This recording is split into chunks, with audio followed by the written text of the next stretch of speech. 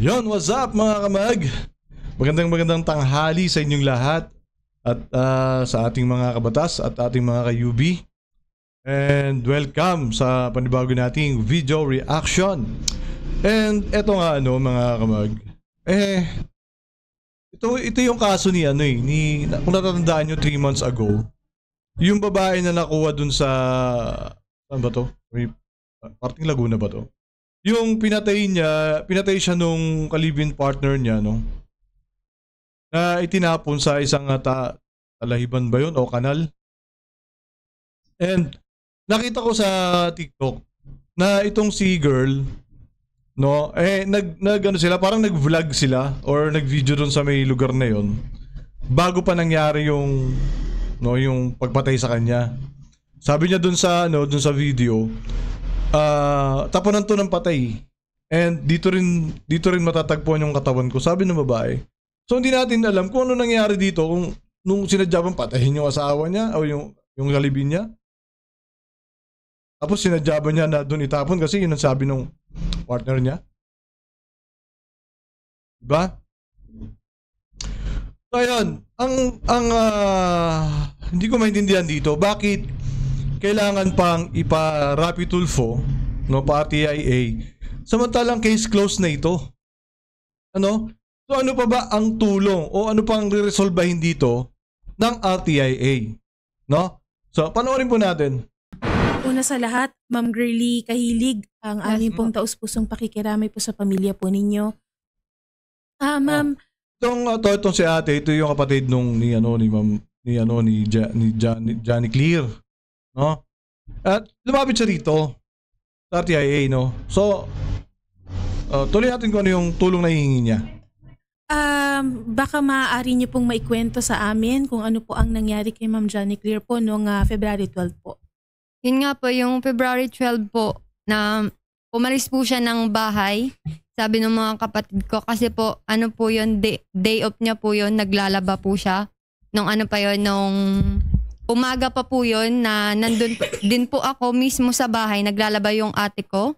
Tapos nung 11 po, ng 11 a.m. po, nagsabi pa po yung ate ko noon na sa akin na sabay daw kami papasok ng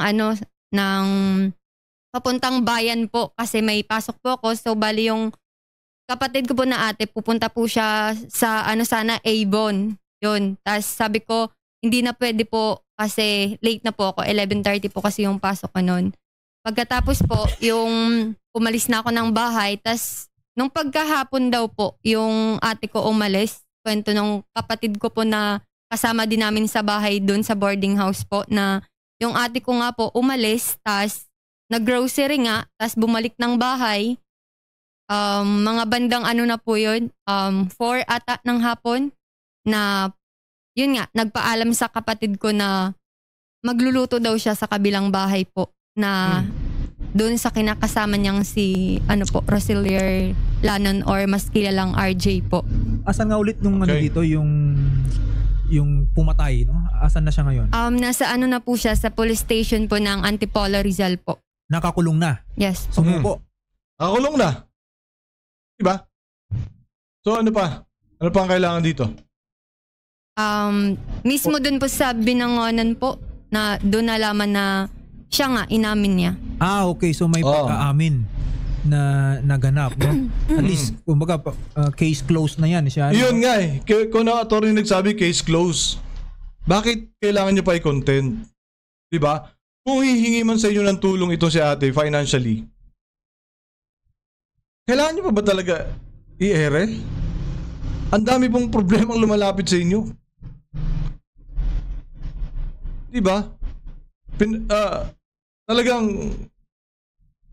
ginamitan niyo pa talaga ng oras ito para ma-content ninyo. Diba? Bakit? Bakit?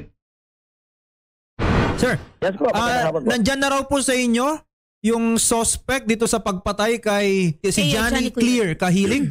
Yes po, naisampahan po na natin siya ng complaint na murder sa parang di pa naniwala kay ate na nandun na. Nagtanong pa sa pulis. Prosecutor's office nung nakarang araw po.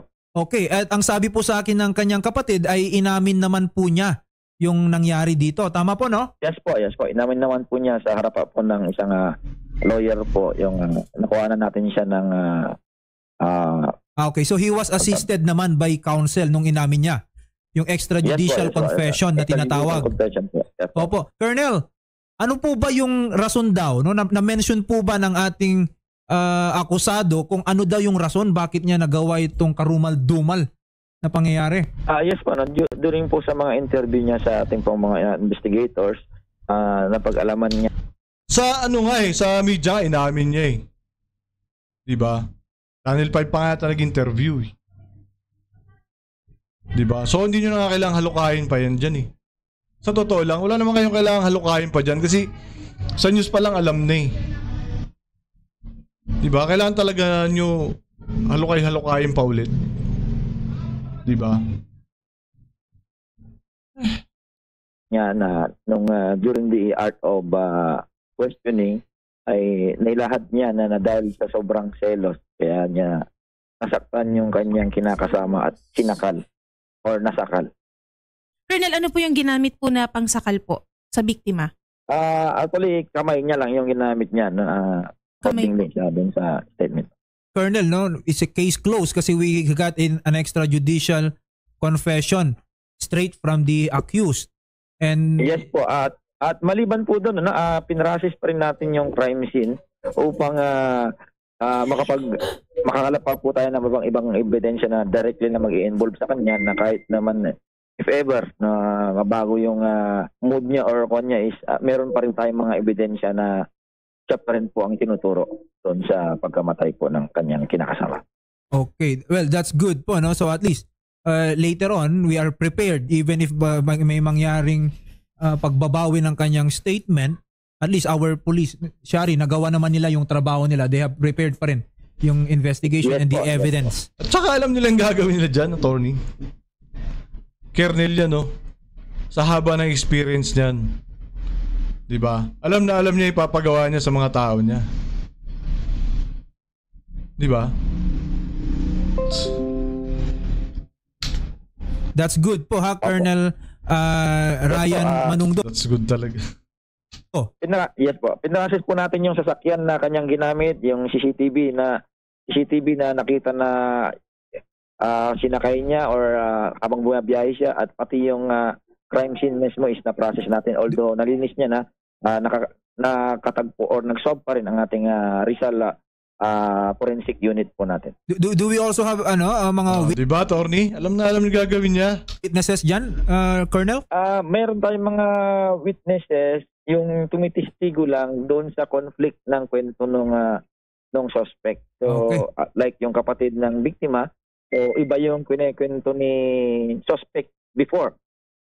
Yung during the investigation, in conflict doon sa statement ng kanyang kapatid ng biktima. At least, no, we got everything covered po ha, Colonel. Yes po. Yes Just po. in case na Yes, bawiin po. niya yung nangyaring pag-aamin, ang ating pong kapulisan, our prosecutors are still prepared, no, to prove that he is really ang gumawa ng itong karumal-dumal na krimen.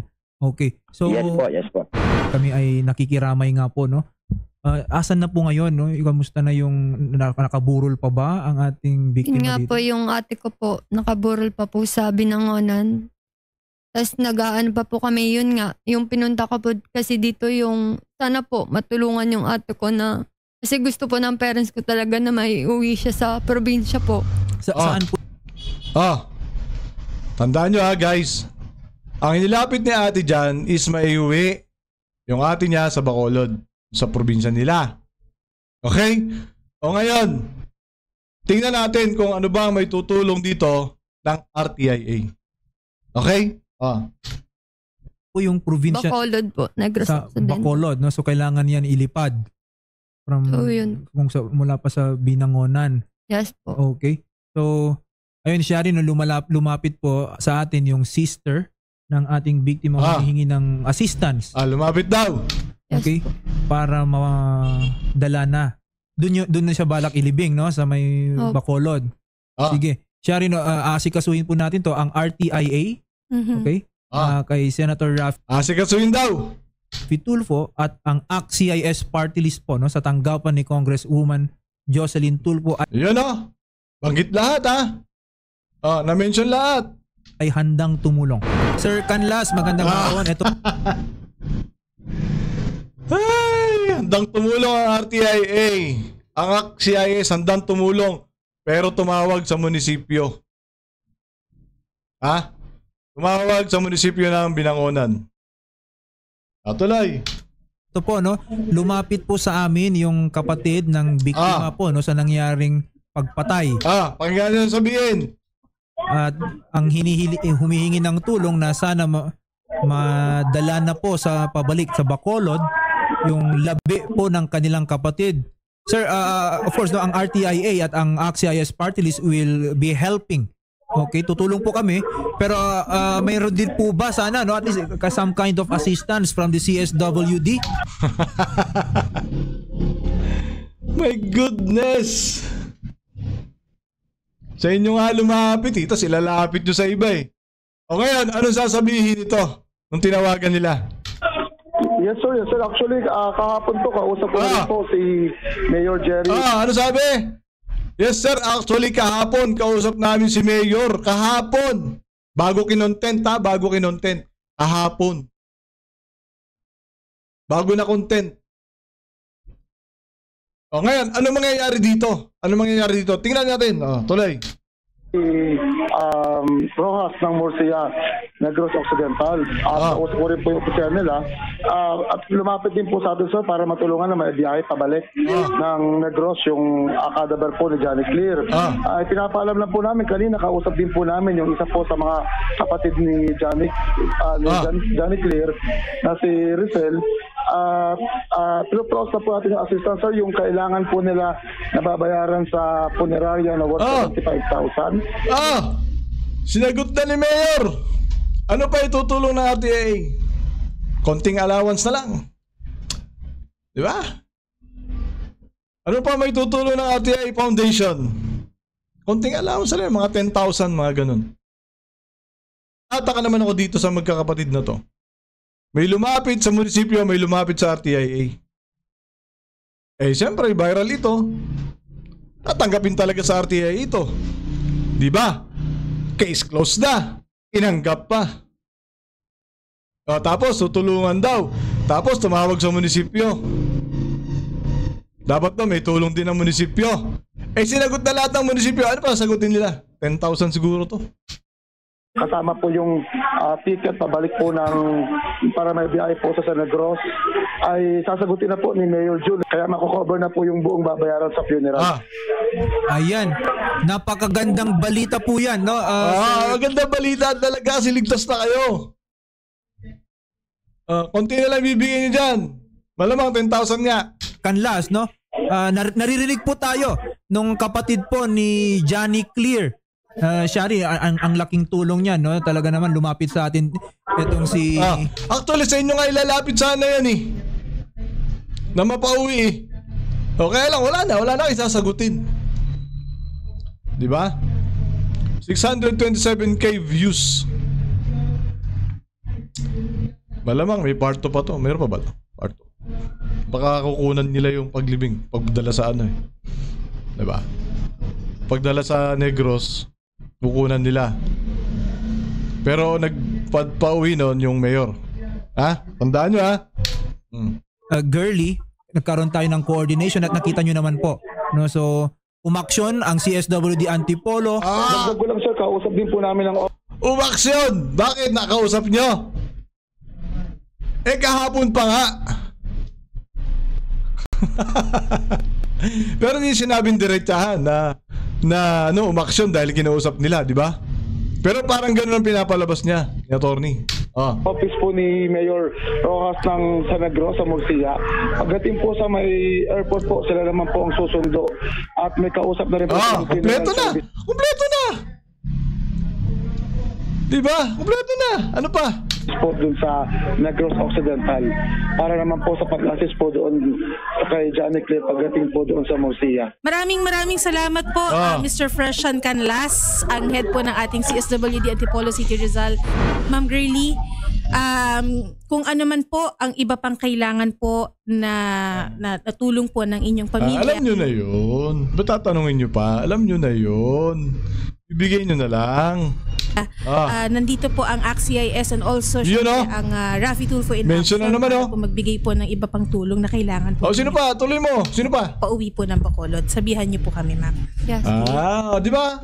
Mention ng ACT-CIS, ang RTIA, saka sino? Si Jocelyn. Sige po. Ma'am Gurley, no? Yes. Ayan po, narinig nyo naman po yung dagsa ng tulong Naks. na ibibigay po, no? Sa Bakit? Bakit dumagsa ang tulong? Dahil lumapit sa inyo? Dahil tinawagan nyo? Hindi! Lumapit doon yung kapatid niya. Pinagsabay yung lapit sa inyo sa kalapit doon. Hindi yung tumulong dahil tinawagan nyo, hindi. Dahil kahapon pa nga eh. So, baka po gusto nyo pong, ano pong magiging mensahe nyo? No? Yun po yung magiging mensahe ko lang po sa lahat po na mga tao po na handang tumulong po sa amin. Maraming salamat po. Especially po kay Senator Rafi Tulfo. Bakit kay Rafi Tulfo? Dapat yung mayor binanggit mo dyan.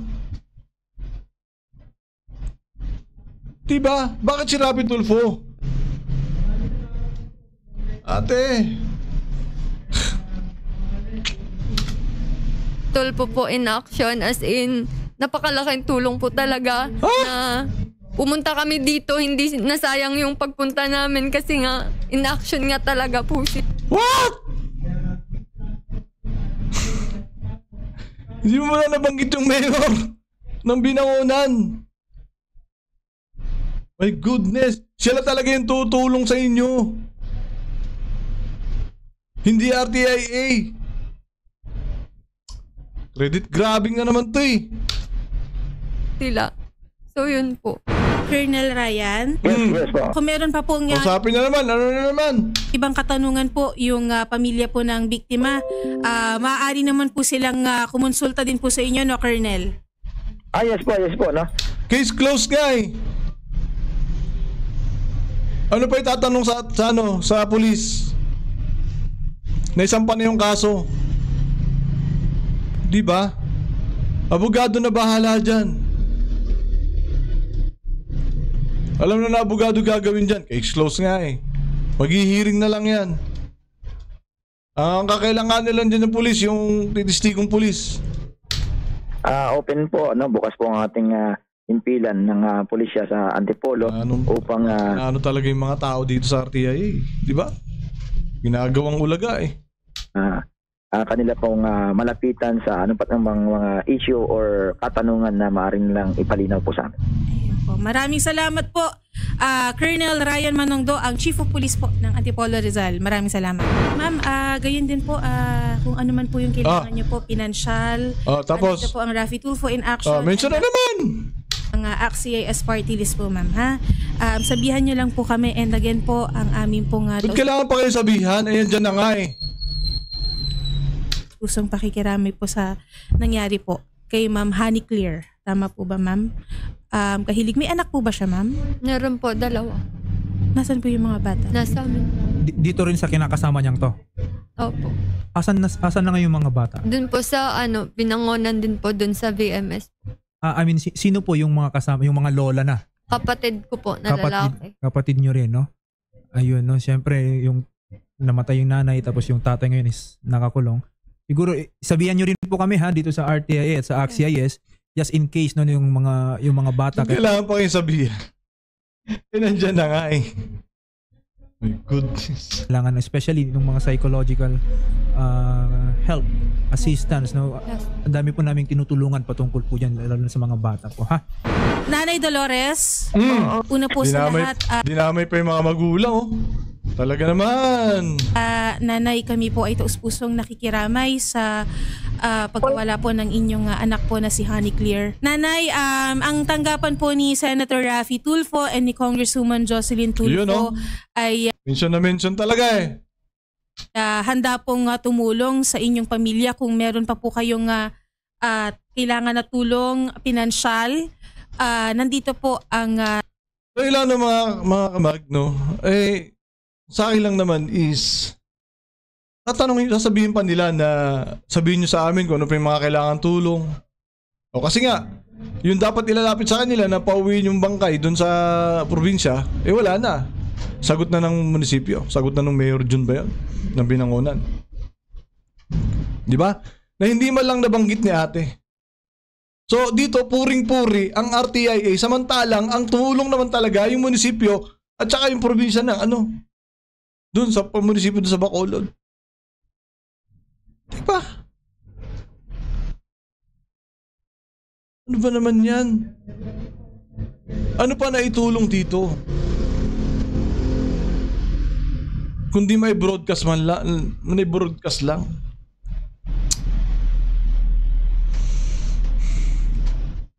Tapos, diba?